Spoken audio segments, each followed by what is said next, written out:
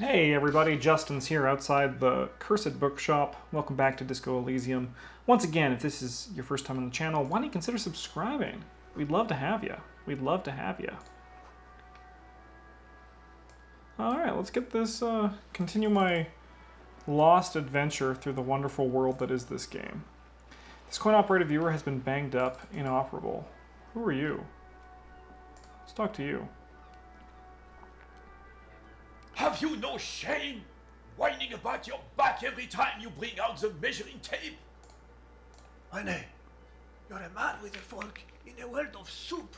Please, let's just try to enjoy the game, alright? The other one is eating a big sandwich. I am trying to, but you keep breaking my concentration. You're old, I can see that. We're both old. Now, stop grabbing your ass like it's a girl. These manly men are playing balls. This is a ball game. Grab a ball and play it. Don't ask questions, shoot first, ask questions never. Alright, shouldn't I ask what game it is first? No, you got this. There's a ball, you're in the game. Try it out. Oh, that looks good. Let's see how this goes. Am I doing shot put? You're immediately surprised by the ball's lack of weight. No matter, you'll make it work. God, this is right. You feel the familiar tremble of excitement and adrenaline that precedes every victory. Time has frozen. Take in the surroundings. A chilly breeze ruffles your hair as you stand there, feet firmly planted. All sounds, smells, even the wind. Everything fades until the only thing left is the union of man and ball. The cold metal ball is surprisingly smooth against your neck. It has a pattern on it, probably a sponsored ball. Yours would only be covered with bumps of learning and scars of victory. Already your muscles are adjusting to the weight, the nervous system calibrating until you and the ball have merged into a single entity.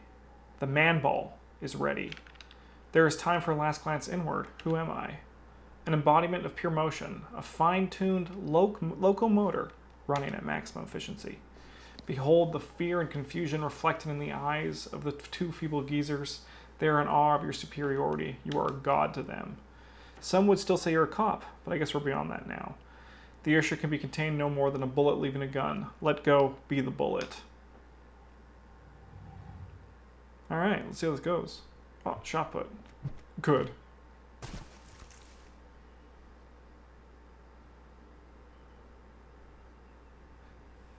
Shit, the old soldier yells in outrage. Bordel de merde. What the hell is your problem? Problem? I don't understand. You vandalize our game, son. He tries to calm himself. We can't play don't know how to say that, with 5 balls. Sorry. I thought it was shot put. Well, it damn well isn't. It's pétanque, the man snaps, raising his voice again. You ruined a pétanque game. We want our bowl back. Take it easy, René. The Jolly One tries to defuse the situation. This is just a misunderstanding, isn't it, officer? No harm done. Of course there's harm done. You orange slug. The heel of his cavalry boot slams into the ground. You owe us a goddamn boo. Alright, I'll fix this. Goody nods. Mistakes are forgiven when men at least try to right their wrongs. I believe you will try. Now why did you approach us? Just talk. It'll smooth things over. Old people like attention. Do you know anything about the man hanging in the back of the yard of William and Rags? Unfortunately, I don't, he shrugs. Unlike most of the locals, I have no qualms about assisting law enforcement, but this affair has passed me by completely. Most of the locals. In Martinaise, the union is the law, so can you really blame them? But you don't have a problem with cops. Cop is a pejorative term. I don't have a problem with policemen. On the contrary, I admire their effort to bring order to our streets. So again, you don't know anything. If I knew, I would not be afraid to tell you. I simply don't. I'm an old man, not a coward. The daily business of the riffraff no longer concerns me. This is a man with a lot of past, but little present, and almost no future. Thank you for your time. What about him? Oh, I have really outdone myself. This is divine. Yes, that's what you need, Gaston. More padding on that fat ass of yours. I hope your heart gives out. René, it's the little pleasures. Life doesn't need to be a struggle.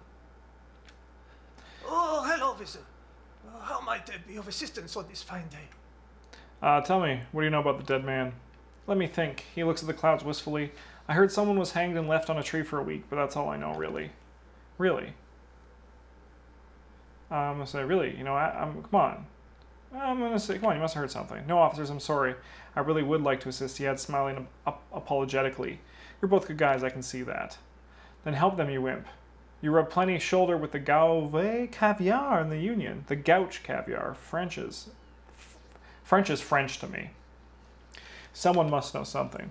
I wish I could, but I just don't know anything. His cheeks turn red. I always keep my nose clean and don't gossip. Everyone knows and respects that. Respects? The old carbineer can't believe what he's hearing. Sounds a bit like you're holding back. I'm not, he assures you. I'm not even... Of course he's holding back. His mouth is so full of Union prick he can't even speak properly. Can I at least finish my fucking sentence before you piss on it? Is that okay, Renee? His eyes are furious. I'm not anyone important in the Union, I just know Avart. And who is this Avart you know? Avart Clare. Everyone in Martinez know the Clare brothers, he says solemnly. I taught these boys human studies and history in the gymnasium. What do you know about history? You never witnessed history, only heard about it, years later, when it's already been moved on. You don't know history. The old soldier mumbles something under his breath and turns to face the sea. Let's try not to get caught in the... Lieutenant lowers his voice. Crossfire. Thanks. No, thank you, he nods, smiling wide. For being consummate professionals, you have this case wrapped up in no time. Bye for now.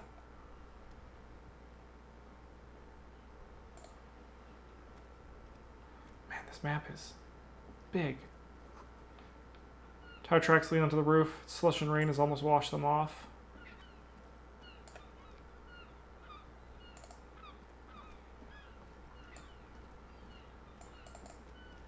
It just keeps going and going. Oh my god.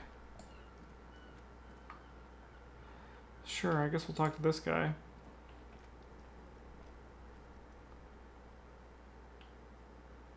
I can see you have a taste for luxury, officer. Can't keep your eyes off those sneakers? I can't buy anything. I'm actually saving my money for a hotel room, so we're just gonna go. Oh my god, we just keep going. Little manhole. Sour and acidic.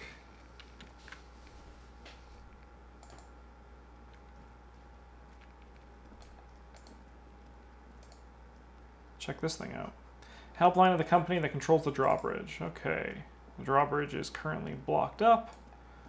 And we're over here. Alright, we're really far away. Who are you? Man on the water dock. Good day to you, officer. A burly man hangs out by the waterlock, carving up a generous serving of salami with an old hunter's knife. His eyes are fixed on a man stranded on the other side of the waterlock, and on an enormous billboard that has fallen down into the canal between them. His posture is relaxed. Despite his powerful build and the knife in his hand, the man resorts to physical intimidation only infrequently, if at all. So, do you know what caused the wreckage? I wasn't here to witness it, but those look like tire tracks on the sign. Weird, huh? Then again, plenty of daredevil drivers in Revicol. The words daredevil driver sounds ominous to you. Too bad it also takes a year and a day to repair anything around here. Especially a water lock. The rest of the coast is closed off till then. Do you know what's further down the coast? Well, there's the fishing village, an abandoned fish market, a bizarro church. Not much use to the congregation, though. There always seems to be something wrong with it. Yeah, not really much else. Just bombed out ruins. Can I have some of that salami? Sure thing. He cuts off a slice of salami. Want some too, officer? Turns to the lieutenant. Lieutenant ponders the offer for a moment, then decides to go for it. Why not? He takes a slice and chews on it. So that's probably the thing that opens the thing. Drawbridge. We got here, waterlock out of control until Wednesday at 7:15 p.m.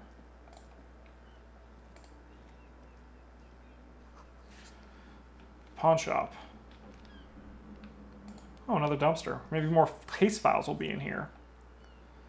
Oh, not just fingerless gloves. Badass fingerless gloves. Nosefed. Alright. What do these gloves do? +1 for interfacing. Let's put on these fingerless gloves. We look so much cooler with them. We look that much more homeless.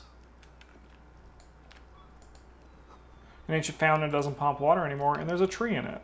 That's probably right.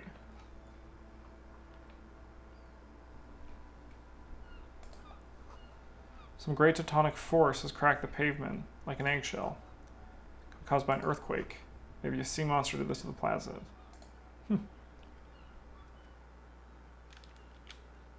We can sit on benches after we solve the murder. Let's go. Oh, okay. We can just sit here and wait. So is this his car? Looks like it. Alright. Getting the hang of the map. There's the pawn shop we haven't visited. That's the extra girl. Read all about it. This is man sleeping on the pier. This is squall of seabirds.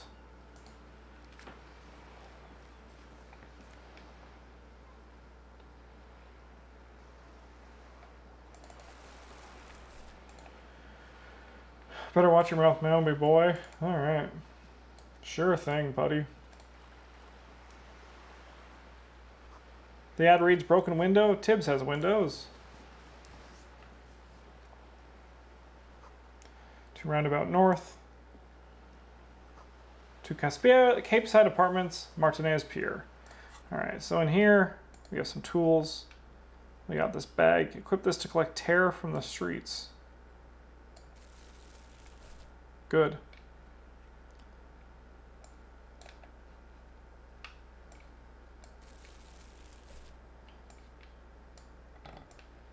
Look at me go.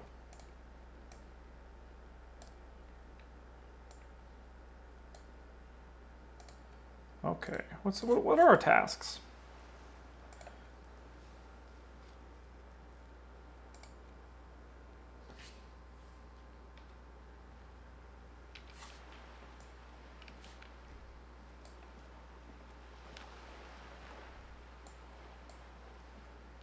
Garbage.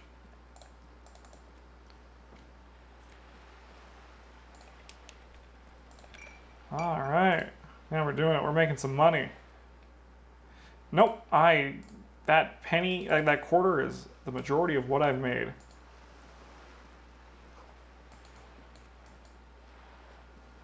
Oh, enormous balls worthy of a real man. That's funny.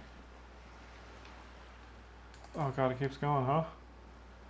Where does it stop? No one knows.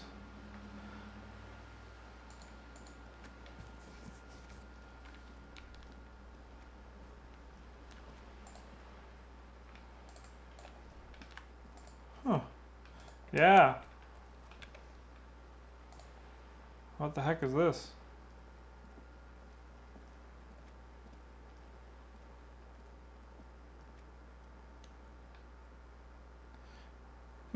Alright. Don't know why I'm looking at that wall of the apartment building, but it just felt right to me. Alright. Got a little bottle out here. Put it in our bag. It's 10 cents. Tools used to disassemble it. Hey there, Piggo. Let's talk to her.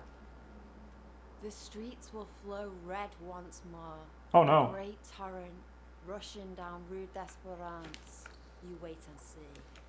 The girl stares at the sailboat by the The pier. streets will not flow red with anything. Who are you? I'm Cindy the fucking Skull. What else do you want to know? Date of birth? Blood type? The last time I was tested for Hep C? I'm gonna say let's start with your blood type and go from there. Go where? Accosting a minor? Listen to your partner, pigman. Keep your grubby hooves off little old ladies. Say, do you know anything? Despite the attitude, she puts the brush aside. Do you know anything about the recent murder? She wrinkles her nose. I ain't no snitch, Pigstein. Go forth and forge in someone else's shit. No shortage of squealers in these parts. Actually, there is a shortage of people who will talk to us in a calm, informative manner. We weren't put on this earth to make your life pleasant, fucko. Alright. Bye, Cindy.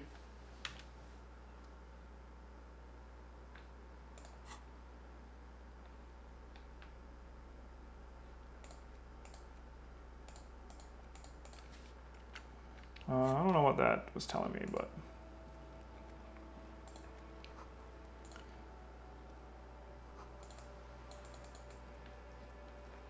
Blocked off here, but we can go down here. Alright, more bottles to collect. Magnesium. Yum, yum, yum.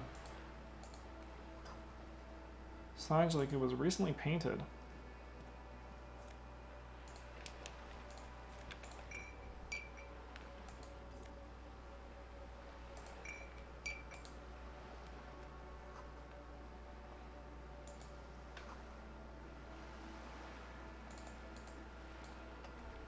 Alright. Oh, what's this say? Shadows on the water, green plants under the calm surface. Yeah, it looks spooky. A striking woman leans against the cabin top of her sailing boat, smiling as you approach. Her green raincoat glistens with droplets. A silk scarf is tied around her throat. Good afternoon, officers. I'm Joyce. She extends her hand in Joyce greeting. L. Messier. I represent the board of Wild Pines, the owners of the harbour. You gentlemen must be from the RCM. I'm gonna shake her hand. I'm glad to see you here. Her grip is tight and cold. I was dispatched to handle a strike, not a lynching. Anything I can do to assist the RCM in this matter, I will, gladly. That is good to hear, madame. My colleague will take the lead on this interview. I should let you know that he is recovering from an unusual medical episode. Yeah. Very unusual. But I can assure you of his ultimate competence. There's a trace of irony in his voice. Mischief, even. The lieutenant is hatching some scheme. How interesting. I wish you a swift recovery. In the meanwhile, you have my full cooperation and the full cooperation of the Wild Pines group. Alright. It's hard to get a read on her precise disposition, but she appears helpful. What can you tell me about the strike? Everything, she smiles. Right up to, not including trade secrets. What is your role in this precisely? I believe the official title is Senior Labor Negotiator. In practice, I'm a grocery clerk. I relay the union's demands to Wild Pines and return with Wild Pines' counteroffer. And how are the talks going? They're not. That's the problem. The union stopped all negotiations a week ago after that awful lynching took place. Now they won't even let me into the harbor. There's a 2.20-meter racist behemoth blocking the gates. Tell us more about this behemoth. What can I say? The union employs a giant covered in tattoos. She pauses. A racist giant. I guess that's part of their big tent organizations now. How are the talks going before the lynching? Let's say I was not making the kind of progress I hoped for when I first arrived. And when did you first arrive? I arrived 3 weeks ago, she thinks. Yes, in the middle of February. The bay was still particularly frozen then. I prefer to these things on site, like the RCM. He looks at his notes, but the strike began in December. I wasn't the original negotiator here. I took after Mr. Gaumont hit a wall with Mr. Clare, the union boss. Mr. Clare refused to speak with Gaumont despite concessions he'd granted the union in prior negotiations. This isn't the first time the union has gone on strike. Heavens no. There have been 2 prior strikes. Both times the union won significant concessions, including overtime pay and a medical plan. This time their demands are more, I guess you could say, aggressive. What happened to this Gaumont? Mr. Clare told him. How did he put it? She pauses to compose himself. Fuck off, midget. Gaumont is short of stature, you see. Not cool. Not cool. Keep in mind, this is a negotiator Mr. Clare has worked with before, and who was more than fair with him in the union. Sounds like usual aggressive posturing. What are their demands? There are leaflets everywhere and banners. What do they say again? Oh, yes. Every worker, a member of the board. Seems like they have no idea about business. In his defense, another said, demand democracy. Pretty tame stuff compared to every worker, a member of the board. Most of them probably don't know what that means. Fortunately, they explained it. Every time the Wild Pines group makes a decision about anything, it needs the signature of each of the 2,200 workers in its Martinez terminal. Just to understand, this is but one of 22 terminals owned by Wild Pines. Essentially, not only are they the kings of the company, they're also the kings of the 72,000 employees of the Wild Pines group. What are you going to do?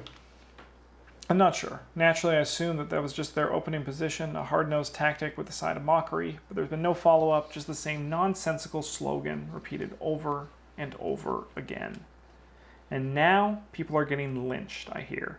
Behind the whirling in rags, a disastrous situation if there ever was one. Excuse me, the lieutenant looks up from his notes. From whom did you hear about this lynching? Her reply comes quick. I first heard of it from the Bia Gates, the one whose very name advertises his aversion to the work. I think he said it was call me mañana. This checks out. Reaction speed, easy success. The scabs at the gate, did you put them there? The scabs? She raises her brow. You mean the huddled masses of Jamrock come to plead for work where the union refuses to? If they were organized by Wild Pines or its affiliates, then it would be a company secret. I cannot share it with you, not right now at least. That's all I need. Let's change the topic. Of course. What can you tell me about this lynching? Quite a few things, I'm afraid. She falls silent for a moment. Secret task complete. Interview the Wild Pines rep. The information to share with you includes my sensitive trade secrets. For the sake of my employer, I have to ask for your names and badge numbers. Of course, ma'am. We should have to introduce ourselves. Lieutenant hands her a piece of blue plastic. I'm Lieutenant Kinsuragi from Precinct 57. He points to you. And this is my colleague from Precinct 41. I'm afraid he doesn't have his badge at the moment. I hope mine will suffice. How curious. She returns the lieutenant badge and turns to you. Why is that, detective? Awkwardness washes over the conversation. The woman doesn't like this turn of events. Remember when my partner told you I recently suffered from an unusual medical episode? My lost badge is related to it. I see. She looks increasingly worried. So you're saying you lost your badge during the course of this episode? Yes. I can't hear you, darling. Speak up. Oh.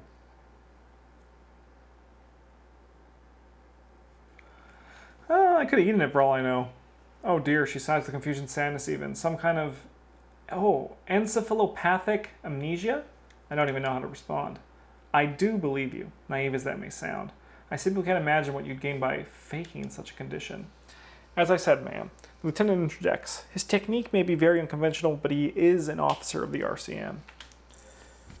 Of course, I sympathize, but I'm afraid I simply can't share any more until I've seen that badge. Hang on. She's a professional negotiator. She should be open to some sort of mutually beneficial arrangement. Suggestion. Let's do this. Nice. Surely there's some other way to demonstrate our law enforcement credentials. I'll be frank with you. She puts down her thermal cup.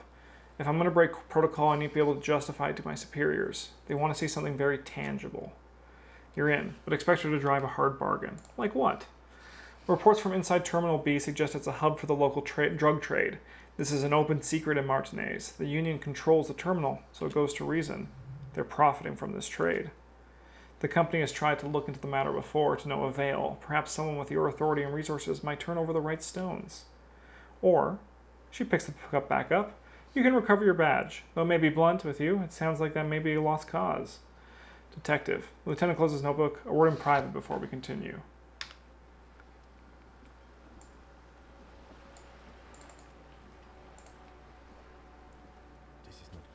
This is not going quite as I hoped it would, Detective. How did you hope it would go? Honestly, I was expecting you to use your unorthodox technique to keep her off balance, not volunteers to be her henchmen. Really? I said, oh, so we're henchmen now. This woman's running circles around us. She might have known about your misplaced badge all along, or she's simply an adept improviser. Either way, we played straight into her hands. He doesn't let it show, but there's a limit to how much consequences of your unprofessional behavior can cost the investigation. Sorry for putting us in this situation. I'll handle it. What do you propose? That we don't investigate the drug trafficking? We could just, find my badge. Oh, he nods slowly. That would be fantastic. But during the time, the world is large, and your badge is 8 by 6 centimeters. You request a new one from your station, but that would literally take months. I'm sorry for putting us in this situation. I'll handle it. I'm sure you will, Detective.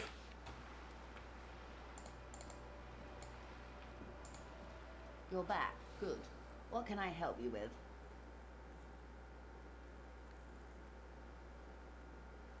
Thank you. That's all for now. We're just going to go. All right. What do we have here?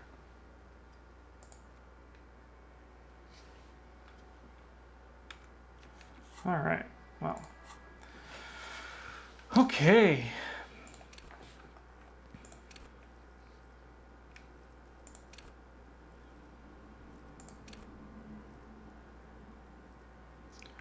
All right. We're going to level one of these things up.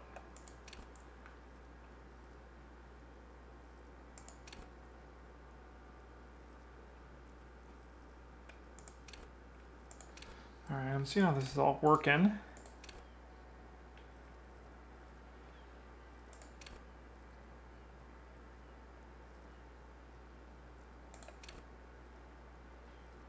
Bonus from items. This art's really cool for Inland Empire. I really like it.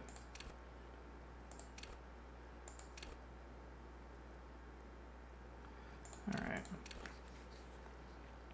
I think I'm gonna go for authority.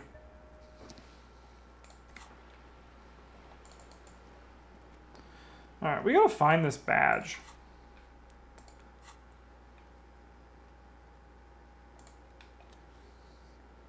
It's clear you should go about finding a tiny piece of plastic in a world as huge as this. Maybe just stumble across it down the line. Miracles happen. Alright, well, we're just gonna remember she's here.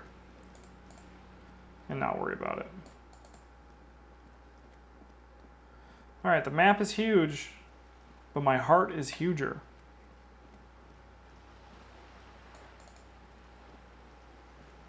In a perfect world, I don't know. I mean, I don't know enough about this game to really know what I'm going to be doing or what's what.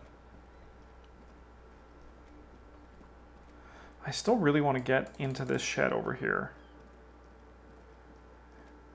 Here's Kuno with his dumb body.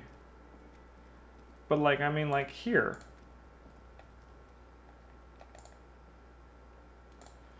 Yeah, because I feel like I should be able to use the pry bar for that. I thought that's what it implied when I was there earlier. There's the footsteps. Maybe we try looking at the dead body one more time. We are going to puke. Boom. We did it. As you're breathing, the odor comes over you. It's a smell of mine telling you to run, and your stomach to wring itself empty. With your hands at your sides and your eyes squinting, you stand in it. The spell has no effect. You stand eye to eye with it, the odor washing through you. Step closer. The man before you is naked, but for a pair of underpants and enameled boots. His skin is greenish, marbled with decaying veins and blotched lividity. A fading web of tattoos covers his chest and shoulders, not soldiers. The cargo belt used to fasten him to the branch above appears industrial in strength. Inspect the boots. The material appears to be ceramic. Its clean white stands in stark contrast to the decaying flesh above the knee. The man wore thick polymer socks, probably for padding. A fine array of interlocking plates covers them. Delicate and fragile, they feel alien to the world around you. Out of place somehow. What kind of boots are these? They're armor, not boots. With his notebook under his arm, the lieutenant crouches to inspect the soles. Technically speaking, these are sabatons. Okay, then what kind of armor is this? Ceramic plate, zirconium dioxide most likely. This is where the make would be. Where? Under the heel, Fairweather. He turns the boot slightly. Fairweather model T500 VE. I'm guessing that's vitreous enamel. This is advanced stuff. Material looks out of place here. It is. It's expensive. The lieutenant draws a line in the condensation on the ceramic with his index finger. We've requested similar material for our tactical units for years now. The constabularies deemed it too costly. In that time, we've lost 6 men to semi-automatics. How much are we talking about? For a full set, about 4 years of wages. That's a lot, I take it. As a wage, it's regrettably small, but for a piece of hardware, yes, that's a lot. How could this man afford such expensive hardware? That's for us to find out. My initial report on this area suggests he was a security guard for the harbor company. That's just hearsay. Okay, makes sense. No, he shakes his head. Your first instinct was correct. This equipment is way beyond what a security guard can afford. What happened to the rest of it? The locals probably scavenged it. It would be odd if he had more on after 7 days. We should keep a lookout for those pieces. These pieces. Armor could yield information. He nods toward Kudo, who's eyeing you suspiciously. This one thing he might actually know. If you wear those pieces, it'll help me protect your mortal coil. Understood. I'm going to pull the boot off. This feels dangerous. Grab the boot under your arm. The stench fills your nostrils as you push downward, and an ominous creaking sound comes from above. Stop, Lieutenant's voice is sharp. He looks at you with the boot under your arm. Pig's going to pull his head off. Brutal. Let go of the boot. What's wrong with you, asshole? Why is he letting go, Kuno? I don't know, baby. Kuno shrugs. I don't know why he's such a... Officer, if I may ask, what were you trying to achieve by pulling on the boot? On the deceased foot. Back off and look at the corpse. Inspect the belt. The hangman's knot is pulled tight by the weight of the corpse below. Yellow hard-edged polyester cuts into his neck. Above, a sliding buckle ties the belt to the branch. Oh my, there's something on the belt, a familiar word that speaks to the thirst within you. What was that word? Vermilion, in yellow. In yellow letters along the length of the twisting cargo belt. Only a deep longing for vermilion. Golden spirits let you decipher the fading logo of the local brewery. This is a bad time for a drink, right? What kind of rope is that? Industrial strength, the kind used for tying cargo to lorries. Like in a circus. When the circus leaves town, they tie a black spotted giraffe to the wall of a carry pen. Like in the harbor. Yes, it looks like they use whatever on hand, paying no attention to not incriminating themselves. Sure they wanted to stay there? We're assuming dock workers from the harbor did it. The brief suggested as much. Politically motivated by the ongoing strike. Did you not get a briefing? My past is gone. Okay, he blinks. You should ask me for one the first moment we get. Back off. Inspect the tattoos. An intricate web of blue lines stretch across the torso. Each time they intersect, a small white star is formed in their crossing. Hundreds of fading asterisks riddle his skin. Their concentration is highest around his heart. His corpse is marked by stars. What will mine be marked by? Alcohol and heartbreak. Your fist clenches suddenly.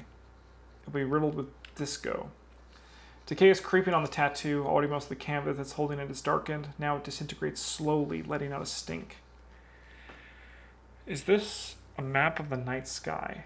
A map of the stars? He turns around to breathe before inspecting it closer. I do see some similarity to the astronomical charts. Great century Mycenaean, maybe. But this seems more particular. Customized somehow.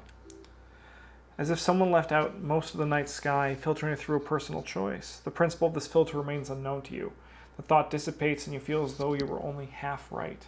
I'm missing something here. So am I. A sudden ringing fills the air as the lieutenant pulls down the zipper of his orange jacket. He takes a thin piece of milled aluminum from his coat pocket and pulls it open. Sounds like a sword being unsheathed. A small lens appears, some sort of camera. Let the lieutenant work. Shit, Kuno, what the fuck is that? An instant color camera. He produces two metal-capped ampoules and clicks them into place on the side of his apparatus. A thin slot shines there. This is the first time we openly acknowledge the kid's existence. I've only two ampoules, so nobody move. I don't want to waste one. He points the camera at the corpse, peering into it. The lens needs adjusted, and then... a sound, a shrill flash, followed by the breaking of a small ampoule of glass. You see streams of color pour onto the thick, glossy piece of paper rolling out. Cool machine. Yes, he slides the camera closed and tucks it away in his belt. It is pretty cool, isn't it? Contains insight to the victim's person. By his build, I'd say this was a man of physical violence. The story he wanted his body to tell was important to him. It is his letter to us. Someone should decipher it. We need to show it around. Can I have it? I should look at it later without the corpse smell. Sure, just don't lose it. He hands you the piece of rolled photo paper. It's no larger than a pack of cigarettes. Inspect the boots again. What kind of boots are these? Okay, what kind of where? I want to knock the boot off. A small bell-like sound fills the air, like tapping on the side of a porcelain cup. Sounds fragile. It's anything but. This material is a kinetic redistributor. It spreads kinetic energy horizontally from plate to plate, dissipating entirely. He points to the boots, see? Faint organic lines cover the plates where they separate into smaller ones. These plates then divide into smaller plates until there are hundreds of them all together. Look him in the eye. His eyes are milky white and blind to the world, protruding comically from their sockets. There is no one home, just subaquatic terrors there. Dark brown hair grows on his head. His face is ready to explode from the organic processes inside. The death's head grin has passed. What remains is an unrecognizable mess. Underneath the curdled meat, there is an expression, not carried on his features, but below, inside, an expression of pleasure. This man was experiencing joy at the moment of his death. Tell me who you are, dead man. I'm gone. Where have you gone? Into the wild pale yonder. Where's that? In the past, way out in the west. I can see you're gone, but who are you? I'm a joke, look at me. You are now, but who were you when you were alive? A killer. A motherfucker and a killer. Takes one to know one. I have another question for you. Go ahead, Kobo. What's happening? What do you mean? I'm talking to you. It's the power of your black, frothy liquid starts bubbling on his lips. Imagination. Yeah, man, don't be crazy. Inanimate objects and dead people can't really talk to your wild imagination is doing this. Ask some more of those questions you love so much. Why were you feeling pleasure when you died? Maybe I was getting my rocks off. So, you were feeling sexual arousal when they were hanging you. Do I look like an auto asphyxiation to you? Yes. Captain Capadromo, I fear we are drifting away. Fixate on sexuality again. Let's go with a simple question. I hate you. Enough. You come back and look into this face any you want. Ask me your little questions, freshen your memory, create associations, and remind yourself of your mortality. Capolopo. Squint to take a step. How do we get them down? He stopped to think, then checks his notes. Are you sure we finished the preliminary examination of the cadaver? We might miss some of these things once he's down.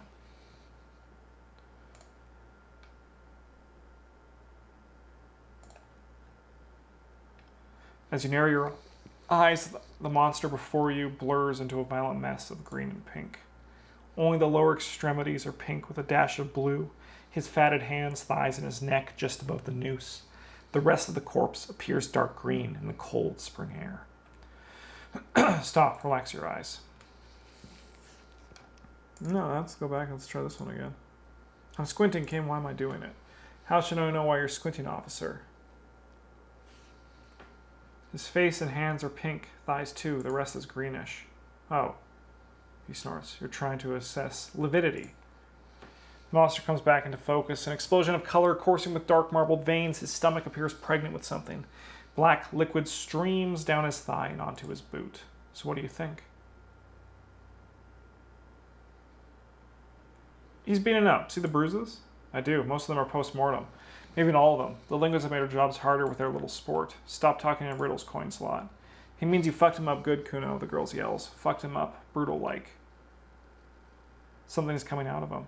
A pool of blood and feces has eaten into the frozen mud below the man's feet. Purged liquid is dripping into it, drop by drop. The victim appears to have contained no more than half a kilogram of digestion at the time of death. The fuck he's saying? Talking about shit.